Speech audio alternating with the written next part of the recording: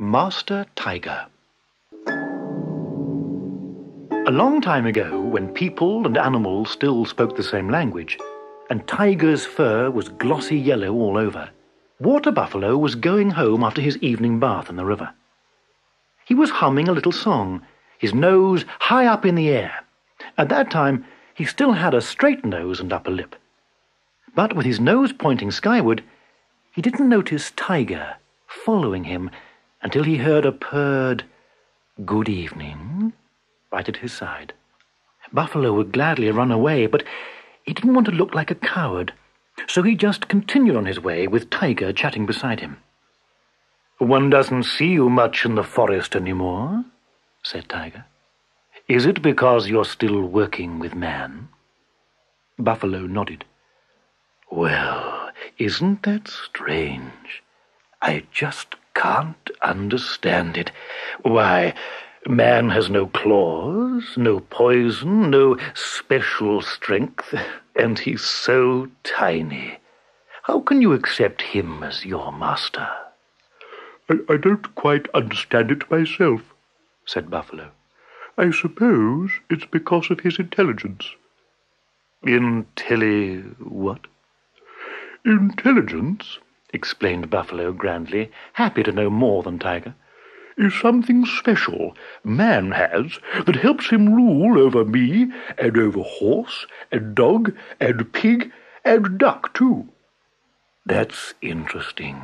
Very, very interesting. If I had some of that life would be much more agreeable. I'd be obeyed without all that running and pouncing I must put up with now. I just lie in the grass and choose the fattest beasts for my dinner.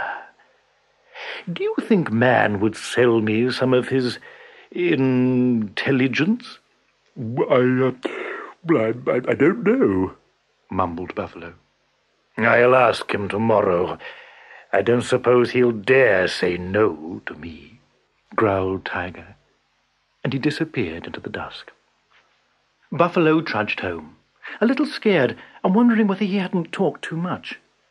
But after dinner he felt better. Tiger never comes to the paddy fields, he thought before falling asleep.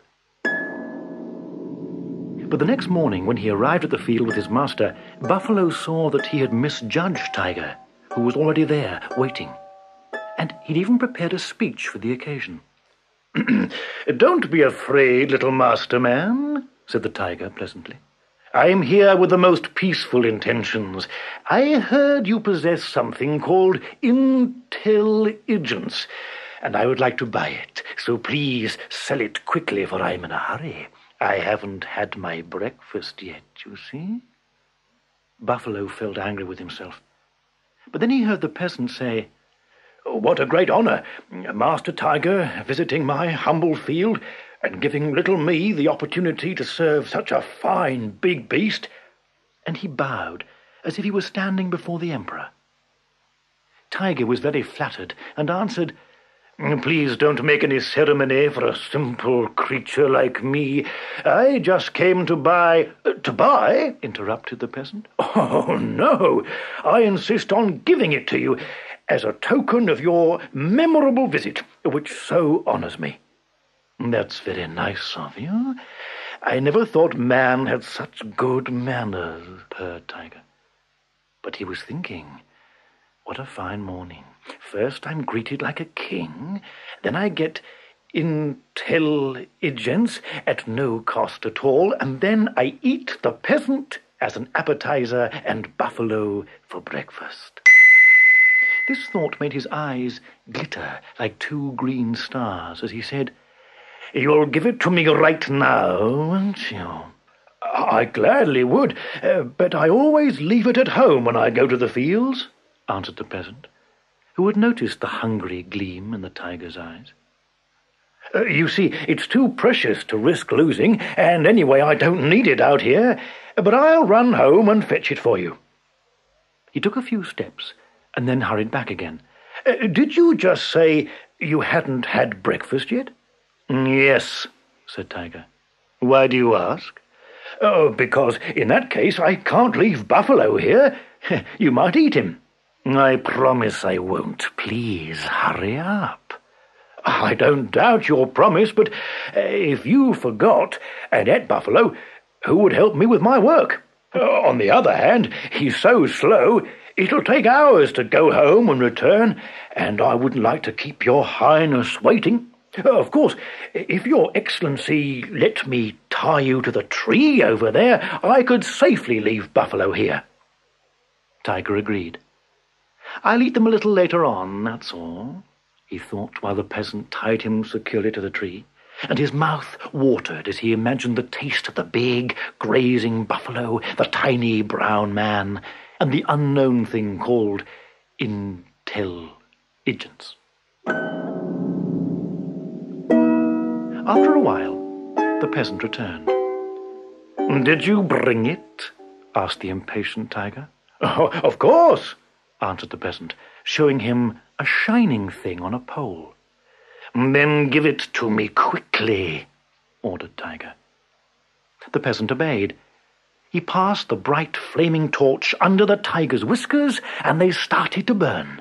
He passed it onto his ears, his back, his tail, and everywhere it touched was singed. "It burns! It burns!" yelled Tiger. "It's intelligence," said the peasant wryly. "Come, Buffalo, let's go." But Buffalo couldn't go. He was heaving, bursting with laughter. Fancy Master Tiger, the terror of the jungle, letting himself be tied up to a tree and singed by a torch. It was just too funny. Buffalo rolled in the grass, unable to stop his laughter, until his mouth struck a tree stump, splitting his upper lip and hurting his nose. And you can see the result to this day. And Tiger? Well, he howled and kicked, and after some time the flames burnt through the rope so that he could get away. But the burning rope had so badly singed his yellow fur that, wash as he would, he couldn't get rid of the black stripes it had left as he struggled to get free. And that explains how Tiger got his stripes.